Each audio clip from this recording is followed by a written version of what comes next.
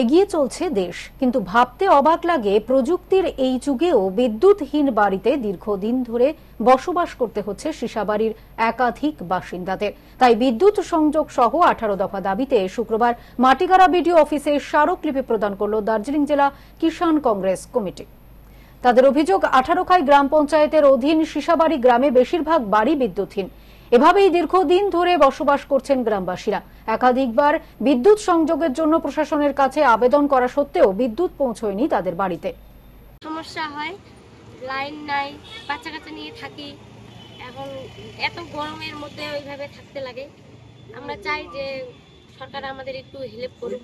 ওখানে 2011 থেকেই লাইন, এতদিন থেকে নেই। হ্যাঁ নেই। সমস্যা রাস্তাঘাট তো আছেই, জল তাও এখন একটু দিচ্ছে, অনেক জায়গায় দেয় নাই। সেগুলো সরকার একটু সুযোগ সুবিধা দেব আমাদেরকে। আমরাও তো সরকারের আসার জন্য বাড়িঘর করা আছে ওখানে, এই জন্য আমরা ভাবতেছি সরকার কিছু করবে আমাদের জন্য। তাই আরো একবার বিদ্যুৎ সংযোগ সহ গ্রামের উন্নয়নমূলক কাজের দাবিতে প্রশাসনের দ্বারস্থ হলেন দার্জিলিং জেলা কিষাণ কংগ্রেস কমিটির সদস্যরা।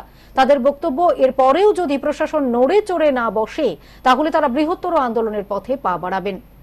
18খাই গ্রাম পঞ্চায়েতের অধীন সিসাবাড়ি বলে একটা গ্রাম আছে, যেখানে সাধারণ মানুষ, খেটে খাওয়া মানুষ বসবাস করে।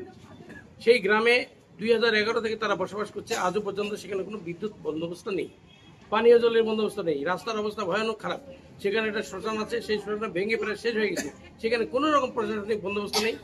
তাদের উন্নয়নের জন্য সেখানে স্বাস্থ্যকেন্দ্র নেই, পানীয় জলের বন্দোবস্ত নেই। একটা দুর্গতিপূর্ণ অবস্থার মধ্যে আছে।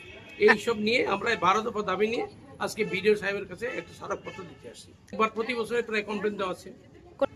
লোক দেখানো যায়, গিয়ে বলে কে নেই, এটা নেই, এবারে কোথায় ওর বাড়ি কোথায়, মিটার আসবে, এখানে সই করুন, একটা ফালতু কথা বলে লোককে আমাদের কি আশ্বাস দেয় সেটা আমরা দেখি, তারপর সেই হিসেবে আমরা আন্দোলনের গতি বাড়াবো। এ বিষয়ে মাটিগাড়া বিডিও বিশ্বজিৎ দাস জানান, এই বিষয়টা আমাদের জানাই আছে।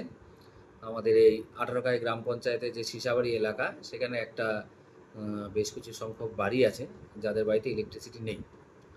এর কারণ হচ্ছে যে ইলেকট্রিসিটিতে একটা নিয়ম আছে যে যেখানে থাকে সেখানকার একটা তার যে জমি বাড়ির যে একটা খাজনা রসিদ হয় সেটা দিতে হয়, অথবা গ্রাম পঞ্চায়েত প্রধানের একটা এনওসি লাগে, তার ভিত্তিতে ইলেকট্রিসিটি দপ্তর কানেকশনটা দেয়। কিন্তু ওইখানে যে যারা বসে আছেন সেখানে জমির যা ক্লাসিফিকেশন আছে সেটা বালু বলে আছে। তো এই ক্লাসিফিকেশনের জমিতে মানুষ এমনি বসতি বাড়ি করে থাকার কথা নয়। তার ফলে সেখানে তারা কোনো খাজনা রসিদ বা প্রধানের এনওসি দেখাতে পারছে না, সেই জন্য ওরা ইলেকট্রিসিটিটা পাচ্ছে না। ওরা ওইখানে সত্যি এটা যে আছে, অনেকে অনেক দিন থেকে হয়তো সেখানে পায়নি।